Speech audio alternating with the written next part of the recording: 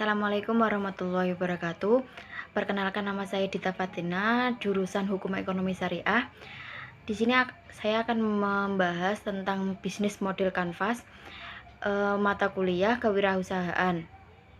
Bisnis model kanvas yang saya akan bahas yaitu coffee shop, yaitu yang bernama Santai Coffee. Yang pertama yang saya bahas yaitu key partner, adalah pihak-pihak eksternal yang digunakan untuk menjalankan kayak aktivitas, tujuannya untuk mengoptimalkan operasi dan resiko bisnis. Contohnya itu seperti supplier. Dalam hal ini key partner yang digunakan yang pertama pemasok biji kopi, yang kedua aplikasi mitra seperti GoFood dan Gojek maupun OVO, yang ketiga tenaga kerja asli seperti barista profesional. Yang kedua yang saya akan bahas yaitu kayak aktivitas, yaitu semua aktivitas yang berhubungan dengan produktivitas bisnis dan sebuah bisnis. Yang pertama, membuat produk kopi dengan berbagai macam rasa dan varian. Yang kedua, pengemasan produk yang sesuai dengan standar. Yang ketiga, pemasaran. Hal ini sangat penting dalam melakukan suatu bisnis. Yang keempat itu pencatatan dan perhitungan omset penjualan. Ketiga yaitu key resort, yaitu sekat dalam bisnis model kanvas yang digunakan sebagai sumber daya untuk mewujudkan value proposition dalam perusahaan. Dalam hal ini value proposition yang digunakan yaitu pertama web, karena banyak diakses oleh masyarakat. Yang kedua yaitu pegawai atau sumber daya manusia, itu juga sangat penting dalam berbisnis. Yang ketiga itu bangunan atau toko, itu sarana paling utama dalam suatu bisnis. Yang keempat itu produk, yang kelima bahan baku, yang keenam listrik, yang ketujuh branding. Yang keempat yaitu value proposition, adalah alasan mengapa pelanggan lebih memilih kita dibanding dengan produk atau perusahaan yang lain. Dalam hal ini, value proposition yang digunakan yaitu yang pertama cita rasa kopi yang enak, yang kedua kemasan yang menarik, itu juga sangat penting untuk menarik konsumen. Yang ketiga, dapat dipesan secara online melalui aplikasi mitra, yaitu GrabFood maupun GoFood. Keempat yaitu dekorasi yang menarik.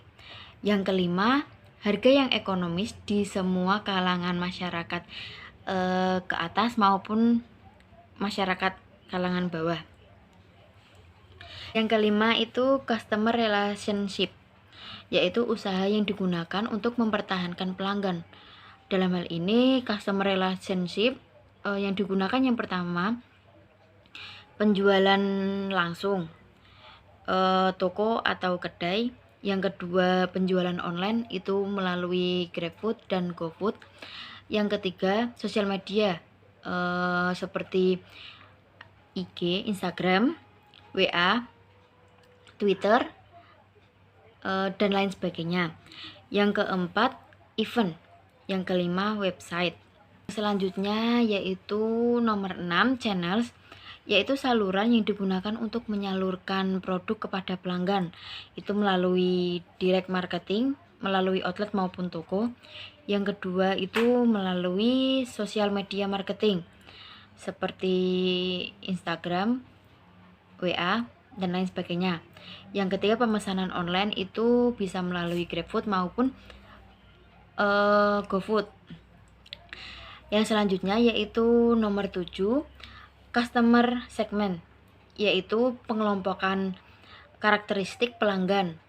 Dalam hal ini yaitu yang pertama keluarga berbagai usia, yang kedua pekerja dari kalangan remaja maupun dewasa, ketiga seluruh kalangan masyarakat umum.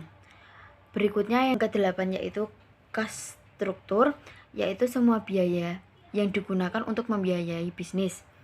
Yang pertama biaya bahan baku, yang kedua pengemasan, yang ketiga biaya air dan listrik, yang keempat sosialisasi dan promosi, Yang kelima, biaya pajak. Yang keenam, biaya gaji pegawai. Yang ketujuh, bangunan dan furnitur. Yang kedelapan, biaya pengurusan izin dan merek. Yang kesembilan, biaya event. Yang kesepuluh, biaya transportasi dan distribusi.